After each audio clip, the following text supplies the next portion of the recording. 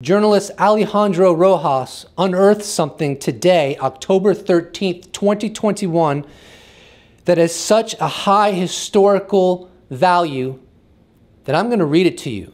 It encompasses an amazing email sent from Lou Elizondo to Public Affairs Officer Susan Goff. Now, I'm just going to dive right in and read you the tweet that informed me of this amazing email, and then I'll read the email to you. It's literally that important that I'm going to take the time to do that in its entirety, and then I'll give you a little bit of my commentary about the significance of this. In an email to Pentagon spokesperson Susan Goff in 2020, Lou Elizondo provided a list of people who could confirm his role with AATIP. According to Elizondo, she never responded. I wonder if the Pentagon ever called anyone on the list via FOIA. Sent Wednesday, June 3rd, 2020 to Susan Goff. Subject: non-DOD source, reference AATIP. Attention, Miss Goff, request for department action. Miss Goff: my name is Luis D. Elizondo, and I am a former staff member of OUSDI. As you know, since 2017, there has been considerable controversy and confusion generated by your conflicting and often inaccurate statements regarding the AATIP program and my role in it. I am therefore writing today to seek your assistance in correcting the record.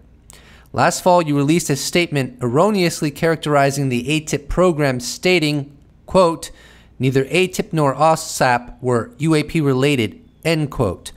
While I am delighted that you have since corrected the record on this important issue, acknowledging that the program was in fact all about UAPs, you have yet to amend your equally false and misleading comment that I had, quote, no assigned duties in the AATIP program, end quote. The truth, as everyone involved in the program knows, is that I ran the program. After contacting your office to point out the inaccuracy of your statements regarding my role at AATIP, I largely refrained from public comment, assuming that you would review this important issue and correct the record. Indeed, your colleague and predecessor, Mr. Sherwood, informed me that in light of the Navy's recent admission of my involvement, the department would be releasing a new statement in the near term that would exonerate me and finally set the record straight. A year has gone by, and I am losing faith in you and your office. Consequently, in a final effort to clarify matters, I am providing you with a list of individuals who can substantiate my lead role in the AATIP program. The Honorable Harry Reid, former Senate Majority Leader and AATIP sponsor. Kate, OSD Senior Executive. Senior Advisor to the Secretary of Defense. Justin, OSD Senior Executive. Senior Advisor to the Secretary of Defense. Brad Byers, OSD Senior Executive. Senior DoD Liaison to the White House. Neil Tipton, OSD, Senior Executive, Director of Defense Intelligence for Special Programs, OUSDI. And here are a bunch of names that have been blacked out. Let's continue. This is only a partial list of individuals I worked with in AATIP who can substantiate my role. If necessary, I can provide the names of other individuals from the Central Intelligence Agency, Department of the Army, Department of the Navy, the Office of the Director of National Intelligence, and the Senate staff. Many of these individuals received regular briefings from me and participated in meetings involving the program in its investigation of the UAP phenomenon. Additionally, I arranged and attended many in-person official briefings for senior OSD staff, accompanied by military pilots and other personnel involved in UAP incidents. Many of these meetings occurred in the Secretary of Defense office suite, which I am certain there are records. If necessary, I can supply those names as well, as these meetings occurred frequently and at the behest of senior ranking individuals in the department. There is also official documentation and records substantiating these meetings and interactions within DoD holdings. Finally, in the event the above does not suffice, you should know that I transferred my AATIP responsibilities to one of the named individuals above in writing and in the presence of other individuals. With this information in hand, I cannot imagine any reason you cannot readily clarify the facts and correct the record. As all of these individuals can attest, I remained in the lead role coordinating and investigating UAP activities in the department until my resignation from OSD in October 2017. I have been patient and hopeful for over a year. That is a long time when one's reputation is at stake. Again, I applaud you for finally correcting the record involving AATIP's mission, but your failure to correct the record regarding my involvement in UAP investigations in OSD from 2008 till my departure from OSD in 2017 is contributing to unnecessary misunderstandings and mistrusts of both the department and myself. This is a very serious issue given the impact on my credibility and career prospects and also the credibility of OSD. I therefore encourage you to seek whatever information you require, and I am happy to assist you to ensure the public receives accurate information at the unclassified level. As you know, there's already great public distrust of the government regarding the UAP issue. Regrettably, your inconsistent and sometimes erroneous reporting has only intensified the problem. Although I am confident that via the FOIA process or through congressional or press inquiries that the truth will eventually come to light, my hope is to see this issue resolved sooner rather than later. If you are unable or unwilling to correct the record regarding my role on the UAP issue at DoD, I will have no other choice than to seek redress through the press, Congress, and or the courts. In that regard, I have to say that my experience and my disappointment in your responsiveness is apparently not unique. As distinguished veteran reporter Tyler Rogueway of The Drive stated in an article in March, quote, "Simply put, my experience with Susan Goff has been the worst I have had with any of the Defense Department's public affairs personnel ever.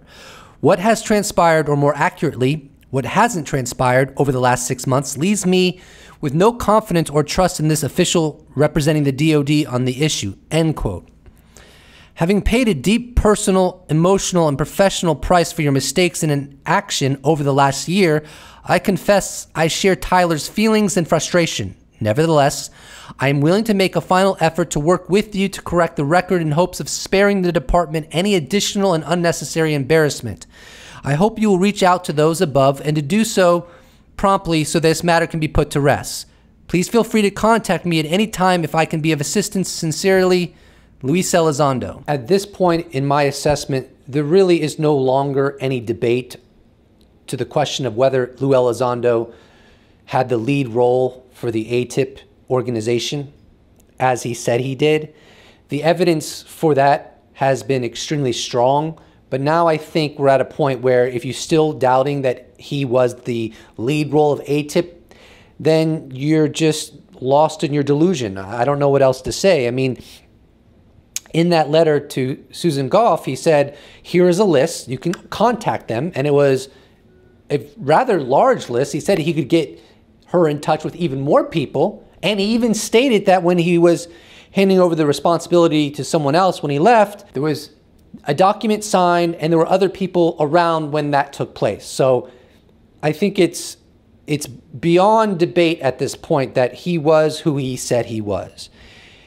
And he stated that all of this confusion that has been created by Susan Goff has led to people losing trust in their government, people losing trust in the Department of Defense, particularly because it deals with UAP, where the populace is already very, very suspicious in terms of our government telling us the truth. So Susan Goff did no favors for the American people in increasing the trust that we can have in our own government. And that's unfortunate. And as journalist Elizondo Rojas stated, did the Public Affairs Office even get in touch with those people that Elizondo listed so that it could finally be verified substantially through the Public Affairs Office that he is who he said he is? And if they haven't, why have they not? This is ridiculous. Finally, Elizondo never made this letter public. He could have. He could have been more vocal about the steps he made to try to get the Public Affairs Office to acknowledge the truth that he was the lead role at AATIP.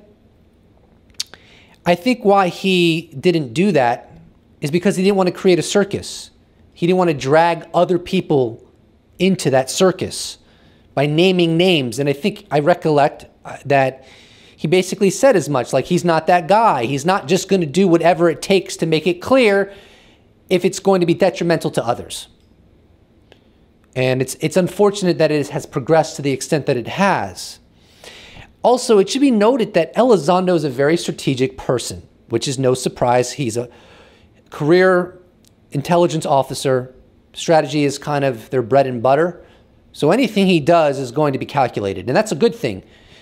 A lot of people have liked have portrayed him as working against the public interest because of his former career as a counterintelligence officer.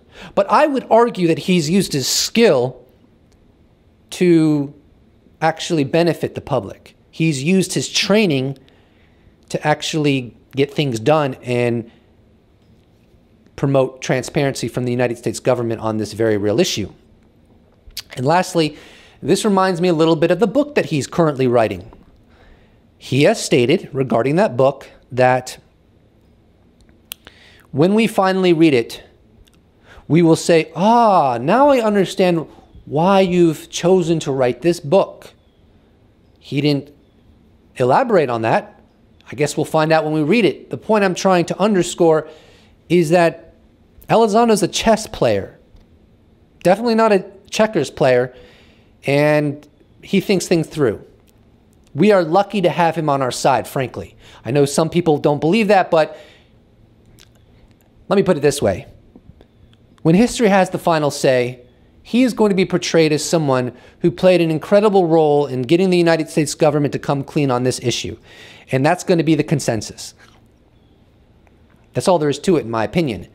I hope you enjoyed this video, and I'm currently working on doing a video that may be 2 parts on the book that George Knapp and others have recently published. So that should be fun and interesting. Thank you so much for watching. If you'd like to support this channel, you can check out my merch shop where I sell t-shirts and other items. You can become a patron, you become a YouTube member. You could even give me a one-time donation, or you could just slap a like on this bad boy and I'd really appreciate it. Thank you so much for watching, and I look forward to seeing you in the next episode. Special thanks to all patrons, all YouTube members, all those who have bought merch, all those who have given me one-time donations. I couldn't do it without you. I really appreciate it. See you in the next episode.